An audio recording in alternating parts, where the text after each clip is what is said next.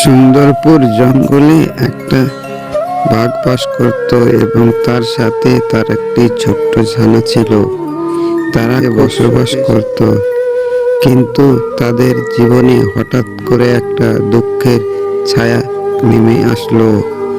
একটা দুষ্টু শিকারী তার তীরের তাকটা কাছে গিয়ে মারল, আর বাঘিনী মরে গেল। তখন বাঘিনীর বাচ্চা একা হয়ে গেল। মাগো মাগো, আমি এবার কাকে মা বলে ডাকবো? আমি তো একা হয়ে গেলাম মাগো। আমি এখন কোথায় যাব, কি করব? আমাকে কে খাইয়ে দেবে? জঙ্গলের সমস্ত প্রাণীরা বাঘের বাচ্চাটিকে কাঁদতে দেখলো। কাঁদতে দেখে একটি ছাগলের মনে মায়া হয়ে গেল। আমি এই বাচ্চাটাকে আমি নিজে মানুষ করব। আমার যেরকম দুটো বাচ্চা আছে, তাদের সঙ্গেই আমার এই বাচ্চাও থাকবে। পাশে থাকা তখন শিয়ালকে বলল, কি বলছো ছাগল বন্টি? তুমি এই বাঘিনীর বাচ্চাকে মানুষ করবে, একটা দুধ দিয়ে কালসা পুষবে, দেখবে বড় হয়ে তোমাদেরকে খেয়ে নেবে। তখন মা ছাগলটি পরম স্নেহে মতো বলল, কি বলছো গো শিয়াল দিদি? ও তো খুব ছোট, একদম খুব অনাথ। আমি যদি না সাহায্য করি তাহলে কে সাহায্য করবে বলো? তোমারই ভালোর জন্য বললাম, পরে বুঝবে খেলা। তখন আমার কথা মনে করো যে হ্যাঁ, শিয়াল দিদি তো ঠিকই বলেছিল। বরং শিয়ালের কথা অগ্রাহ্য করে সে তার সঙ্গে বাঘিনীর বাচ্চাটাকে নিয়ে চলে আসে। ছানারা, এই হচ্ছে আজ থেকে তোমার বড় দাদা। তোমাদের সঙ্গে খেলাধুলা করবে, কেমন? এর সঙ্গে তোমরা কখনো দুষ্টামি বড় বাচ্চাটা তখন বলল, মা মা, এ তো আমাদের মতো দেখতে নয়। কি ব্যাপার? সে তো অনেকটাই আলাদা মনে হচ্ছে মা। এরকম বলতে নেই শোনা, তোমরা সবসময় একে দাদা বলে মানবে, কেমন? এইভাবে ছাগলের দুই ছানা এবং বাঘিনীর ছানা, তারা তিনজনে খেলাধুলা করে। অনেকদিন কেটে যাওয়ার পরে একদিন ছাগল তাদের ডেকে বলল, শুনুন বাবারা, আমি একটু বাইরে বেরোবো, কেমন? তোমরা কিন্তু তিনজনে ঝামেলা ঝঞ্ঝট করবে না, ঠিক আছে? একদম মিলেমিশে থাকবে। কিন্তু মা, ছোট ভাই খুব দুষ্ট, ওখানে যত গন্ডগোল। মা, দাদা ঠিক কথাই বলেছে, ছোট ভাই একদম সত্যি দুষ্ট, খুবই দুষ্ট। আরে বাবারা, ও তো ছোট, একটু তো সে দুরন্তপনা করবে।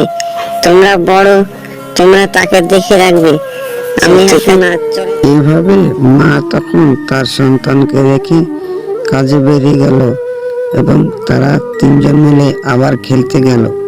খেলা কিছুক্ষণ বাঘিনীর ছানা তার বড় ভাইয়ের খিদে লেগে গেল আর বলল, ভাইরা খেলছে খেলুক, আমাকে অনেক খিদে লেগেছে, যাই আমি একটু কিছু খেয়ে আসি। কিছুক্ষণ পরে বাঘের ছানা সেখানে ফিরে আসলো।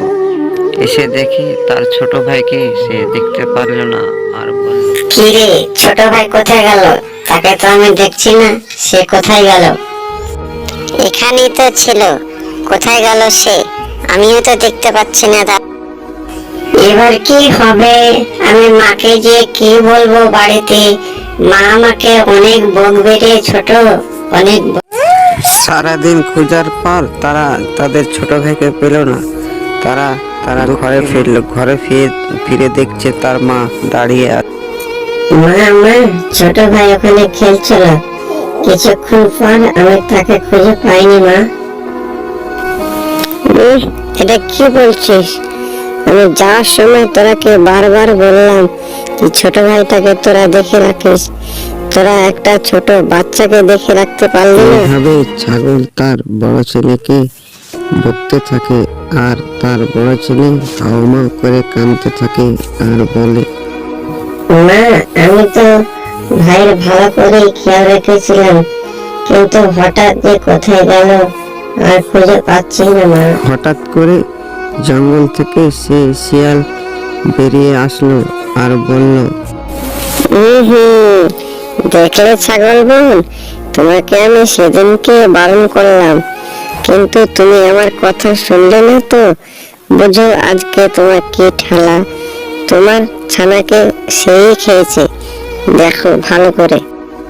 তুমি সত্যি তো বললে ছেলে শিয়াল বোন, আমি দুধ দিয়ে কাল সাপ পুষেছি, এত কষ্ট করে পুষে তুই আমার এই বাচ্চাকে খেয়ে নিবি?